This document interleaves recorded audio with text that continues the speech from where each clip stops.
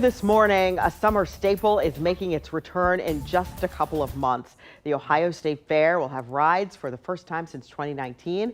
And this year, tougher rules they must follow because of Tyler's Law, which is all about improving the safety and operation of amusement rides. It's named for Tyler Gerald, who was killed in 2017 in a ride accident at the fair. Wake Up CBUS producer Angel Brock and I share how his mother led that fight for the law named in her son's memory. The moment that I was able to pick myself up off the floor. The moment, life-changing, as Amber Duffield learned her son Tyler was dead. She knew it was a call to action. The people that are injured are not going to be able to do that. Tyler can't do that. And this is unacceptable. In 2017, Amber's son Tyler Gerald was on board the Fireball ride at the Ohio State Fair when it came apart mid-air, killing the 18-year-old and injuring 7 others. Losing her son was a tragic gut punch.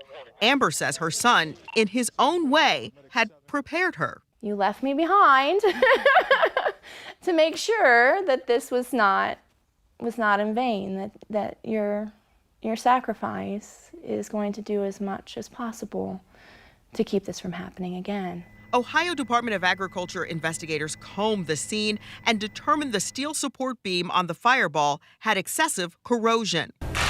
Tyler's Law is aimed at ensuring an accident like that doesn't happen again. It doesn't give us more authority, but what it does is it changes the procedure on how fatigue and corrosion is addressed.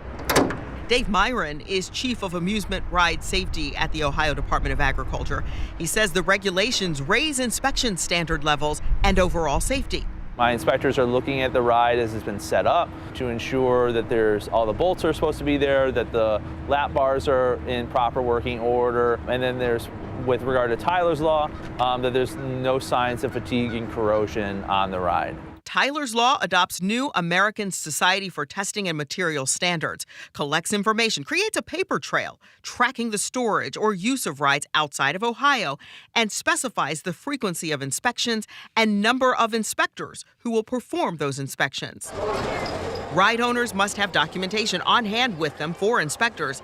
If and when corrosion is discovered, the owner must call the ride manufacturer to fix it. Some of them are tremendously complex and have huge electrical components.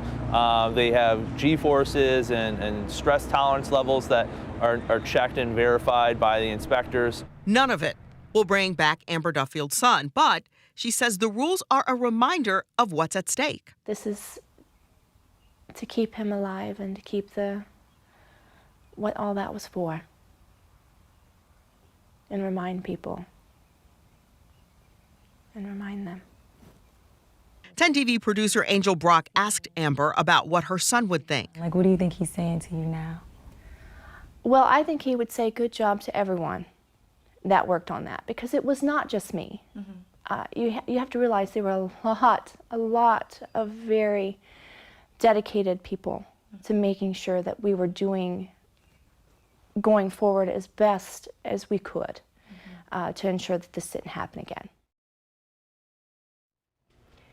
All right, coming up tonight on 10 TV, we're going to share more of our conversation with Amber about her incredible bond with her son and how their close connection prepared her for this particular journey.